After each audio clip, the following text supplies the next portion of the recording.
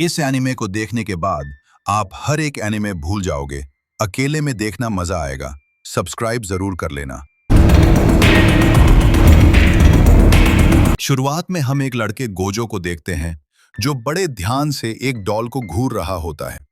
तभी उसके दादाजी आते हैं और कहते हैं, मुझे पता है तुम्हें ये डॉल बहुत पसंद है। बचपन से मैं डॉल बनाना सीखता आ रहा हूं।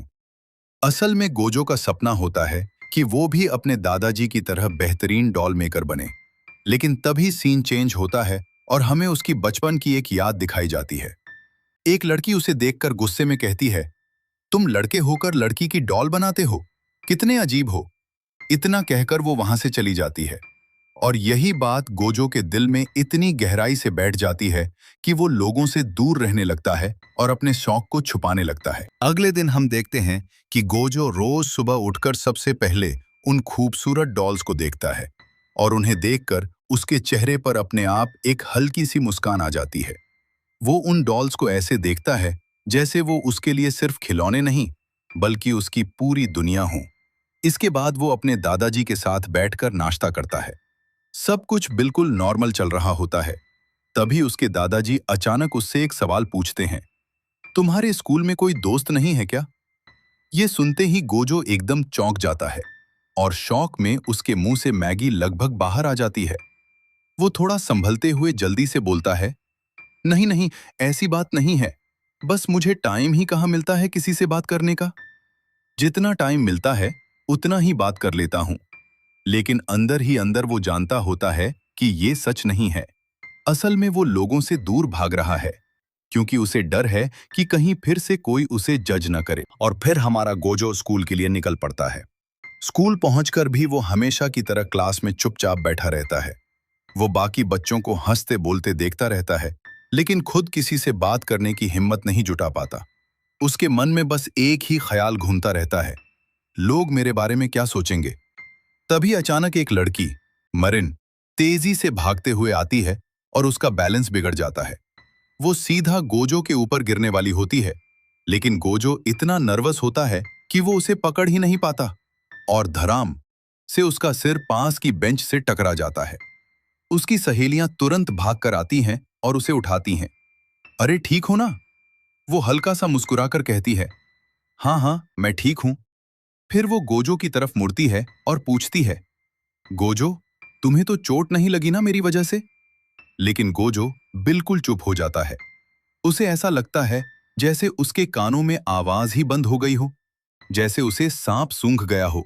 क्योंकि ये पहली बार था जब मरिन कितागावा उससे बात कर रही थी, और वो भी इतनी करीब आकर। उसके बाद मरिन अपनी सहेलियों के साथ खड़ी होकर आपस में बातें कर रही होती है।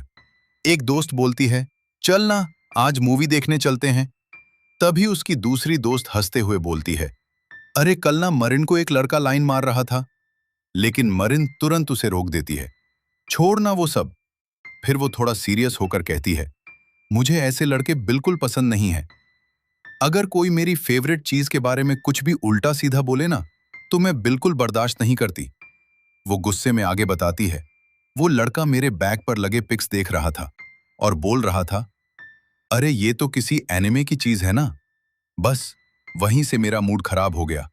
मैंने उसे वहीं पर कुत्ता, पिल्ला, सुअर सब बोल दिया और सीधा वहां से चली आई।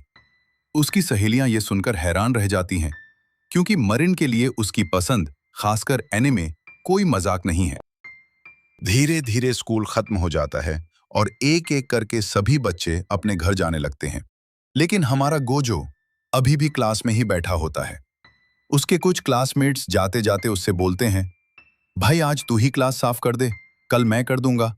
और बिना उसकी बात सुने वो लोग वहां से चले जाते हैं। गोजो कुछ कह भी नहीं पाता और चुपचाप अकेले ही क्लास साफ करने लगता है। तभी अचानक पीछे से एक आवाज आती है, तुम यहाँ क्या कर रहे हो? गोजो पलटकर देखता है और सामने मरिन कितागावा खड़ी होती है। वो थोड़ा गुस्से में बोलती है, आज साफ करने का तुम्हारा डे नहीं है ना? फिर तुम क्यों लोगों को अपना फायदा उठाने देते हो? गोजो फिर से चुप हो जाता है। उसे समझ ही नहीं आता क्या जवाब दे। सीन कट होता है।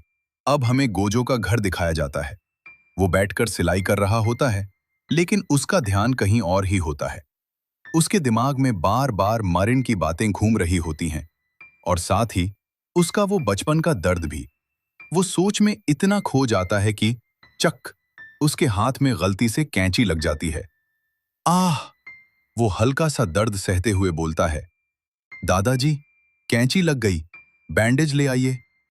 उसके दादाजी तुरंत बैंडेज लेकर आते हैं और जब वो उसके हाथ को देखते हैं तो पता चलता है कि ये पहली बार नहीं है। उसके हाथों पर पहले से ही न जाने कितने छोटे छोटे घाव के निशान होते हैं, जैसे वो अपने सपने के लिए हर दिन खुद को थोड़ा थोड़ा चोट पहुंचा रहा हो। उसके अगले दिन हमें फिर से स्कूल का सीन दिखाया जाता है, जहां गोजो को सिलाई मशीन मिल जाती है और वो तुरंत अपने काम में लग जाता है। पूरी क्लास खाली होती है और गोजो पूरी शांति के साथ अपने डोल के कपड़े सिलने लगता है। उसके चेहरे पर फोकस और खुशी दोनों साफ दिखाई दे रहे होते हैं। लेकिन तभी उसे पीछे से किसी के आने की आहट सुनाई देती है। टक टक। गोजो एकदम से घबरा जाता है। वो जल्दी जल्दी अपने डॉल और सामान को छुपाने की कोशिश करता है। उसका दिल जोर जोर से धड़कने लगता है। अगर किसी ने देख लिया तो? अगर सबको पता चल गया कि मैं ये सब करता हूं? और जैसे ही वो पलटकर देखता है, उसके सामने खड़ी होती है मरिन कितागावा। गोजो का दिमाग जैसे पूरी तरह काम करना बंद कर देता है। वो और भी ज्यादा नर्वस हो जाता है।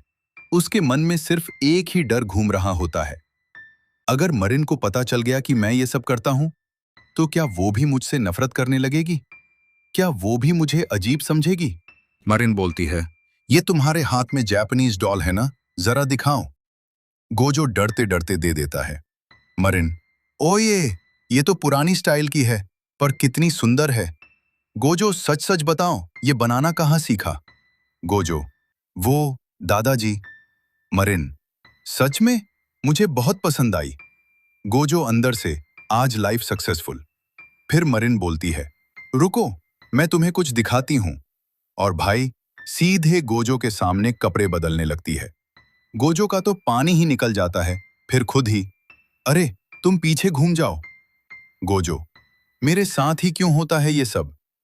तुरंत पीछे घूम जाता है। थोड़ी देर बाद, अब देखो, गोजो जैसे ही मुड़ता है, सिस्टम फिर से हैंग। इतने बड़े संतरे। मरिन कॉस्प्ले ड्रेस में खड़ी। कैसी लग रही हूं? गोजो, अच्छी, बहुत, मतलब समझ जाओ। फिर मरिन मोबाइल दिखाती है। मुझे ऐसी ड्रेस बनानी थी, पर बन नहीं पाई। गोजो फोटो देखता है और अचानक मास्टर बन जाता है। अरे, तुमसे सिलाई ही नहीं आती? न तुमने नीचे लेस लगाई, और ऊपर के संतरे इतने बड़े हैं, तो इनको और दिखाओ, फिटिंग भी गड़बड़ है। और बोलते बोलते सीधा उसके बहुत पास पहुंच जाता है। फिर अचानक रियलाइजेशन, अरे, मैं इतना पास कैसे आ गया? गोजो, सॉरी, मैं अपने होश खो बैठा था। मरिन हंसते हुए, अरे चिल यार, होता है। मरिन हल्का सा स्माइल करते हुए बोलती है, गोजो, तुम मेरी एक हेल्प करोगे? प्लीज मना मत करना। गोजो अंदर से, भाई ये सपना तो नहीं चल रहा? बाहर से हिचकिचाते हुए, ज जा हाँ, बोलो ना, कैसी हेल्प चाहिए? मरिन थोड़ा एक्साइटेड होकर बोलती है, क्या तुम मेरी ड्रेस बनाने में मदद करोगे? गोजो ये सुनकर थोड़ा सोच में पड़ जाता है। लड़की की ड्रेस? मैं? लेकिन अंदर से थोड़ा खुश भी होता है, क्योंकि पहली बार किसी ने उसके काम की इतनी तारीफ की थी। और आखिर में, ठीक है, मैं हेल्प करूंगा। मरिन खुश होकर तुरंत एक बुक निकालती है। ये लो, इसमें एनिमे स्टाइल में कपड़े बनाने की सारी ट्रिक्स हैं। मुझे एग्जैक्टली ऐसे ही कपड़े चाहिए। गोजो बुक देखकर थोड़ा सीरियस मोड में आ जाता है। कल तो संडे है, तो परसों मंडे से स्कूल में मिलकर बनाते हैं। Marin, okay, done. और बस भाई, यहीं से ऑफिशियली शुरू होता है गोजो और मरिन किटागावा का कॉस्प्ले प्रोजेक्ट। अब हमें सीन दिखाया जाता है गोजो के घर का, जहां उसके दादाजी आते हैं और बोलते हैं, गोजो, पहले नहा लो फिर सो जाना। मैं मार्केट जा रहा हूं नई मशीन लेने। गोजो, ठीक है दादाजी। अब गोजो अकेला बैठा होता है, लेकिन भाई दिमाग में क्या चल रहा है? सिर्फ मरिन कितागावा। वो उसकी दी हुई बुक खोलकर देखता है, anime style dresses, designs, tricks, और अंदर ही अंदर, यार मरिन ने मुझसे हेल्प मांगी, ये सच में हो रहा है क्या? तभी ट्रिंग ट्रिंग डोरबेल बजती है। गोजो, इस टाइम कौन आ गया? जैसे ही दरवाजा खोलता है, सामने मरिन खड़ी। गोजो की आंखें फट गई पूरी। म मरिन, तुम? Marin full casual. Hello Gojo, कैसे हो? तुम्हारे लिए गिफ्ट लाई हूं। Gojo, system overload. वो गिफ्ट ले लेता है और पूछता है, तुम्हें मेरे घर का पता कैसे मिला? मरिन, तुम्हें उससे क्या? और भाई बिना परमिशन सीधा अंदर एंट्री। मरिन इधर उधर देखते हुए, अच्छा ये सब छोड़ो, तुम्हारा रूम कहाँ है? गोजो अंदर से, भाई ये मेरे घर आ गई, अब क्या करूं? और फिर मैरिन बिना कुछ सोचे सीधा जाकर बेड पर लेट जाती है और बोलती है, यही है ना तुम्हारा रूम? कितना बिखरा हुआ है। इधर गोजो पूरी तरह पैनिक मोड में, उसकी नजर बार बार मैरिन पर जा रही होती है और वो खुद को कंट्रोल करने की पूरी कोशिश कर रहा होता है। भाई शांत रह, ये सपना नहीं है। तभी मैरिन उठकर बोलती है, मुझसे संडे तक वेट ही नहीं हो रहा था। तुम्हें पता है ना मुझे एनिमे ड्रेसेस कितनी पसंद है। फिर मैरिन बोलती है, चलो जल्दी से मेरा मेजरमेंट ले लो। और वो अपने ऊपर के कपड़े चेंज करके मेजरमेंट के लिए रेडी हो जाती है। गोजो ये देखकर system crash plus restart failed. उसकी हालत ऐसी हो जाती है जैसे ब्रेन ने काम करना बंद कर दिया हो। वो मन में, भाई ये मैं क्या देख रहा हूं? ये तो कंट्रोल से बाहर जा रहा है। पूरा shock plus embarrassment mode on और गोजो वहीं खड़ा रह जाता है, पूरी तरह हक्का बक्का। मरीन छोटे कपड़ों, ब्रा और शॉर्ट्स टाइप में खड़ी होती है और फुल कॉन्फिडेंस में बोलती है, देखो मैंने ये पहना है ताकि तुम्हें ऑकवर्ड न लगे। अगर मैं ऐसे ही बिना कपड़ों के मेजरमेंट देती तो तुम और भी ज्यादा घबरा जाते। देखा मैं कितनी समझदार हूं ना? इधर गोजो मन में, हाँ हाँ, बहुत समझदार हो तुम। उसके तो पसीने ही छूट जाते हैं, दिल ढम ढम ढम, पूरे बॉडी के रोम खड़े। भाई ये सिचुएशन कंट्रोल से बाहर जा रही है।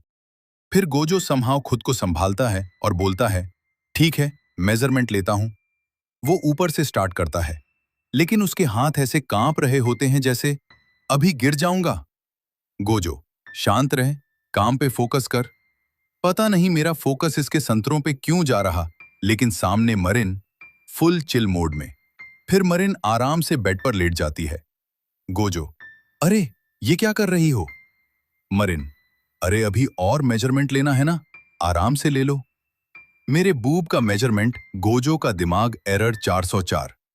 भाई ये तो लेवल ही अलग चल रहा है। उसके हाथ पूरी तरह कांप रहे होते हैं। काफी स्ट्रगल के बाद वो उसके संतरों को नापता है और सोचता है, इसके सामने तो मियां दीदी के संतरे भी छोटे हैं।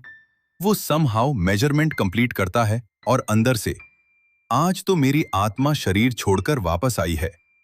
और भाई यही वो मोमेंट है जहां गोजो की हालत पूरी तरह खराब और मरिन फुल बिंदास मोड में। मरिन बोलती है, अरे अभी कुछ मेजरमेंट्स बाकी हैं। गोजो, क्या और भी? मरिन फुल सीरियस बनकर, हाँ यार अभी मेरे दोनों निप्पल की दूरी मैच करो। हाँ भाई, प्रॉपर फिटिंग के लिए सब लेना पड़ता है। गोजो मन में, आज तो मेरा करियर यहीं खत्म होने वाला है। गोजो बोलता है, तुम खुद कर लो ना। मरिन, ठीक है चलो मैं ही करती हूं। अरे नहीं, तुम सीखोगे तभी तो प्रो बनोगे। फिर मरिन खुद ही मेजरमेंट चेक करके बोलती है, 20 सेंटीमीटर हो गया, इतना डिस्टेंस ठीक है। इधर गोजो पूरी तरह स्वेटिंग मोड में, भाई ये सब मेरे बस के बाहर है। किसी तरह वो पूरा मेजरमेंट फिनिश करता है और फिर दीवार की तरफ मुड़कर, भगवान मुझे बचा लो। मरिन हंसते हुए, रिलैक्स गोजो, तुम तो बहुत टेंशन ले लेते हो। और भाई यही से लेवल का गोजो बंदा था। ऑफिशियली फंस चुका है। अब उसे ये कॉस्प्ले प्रोजेक्ट पूरा करना ही पड़ेगा।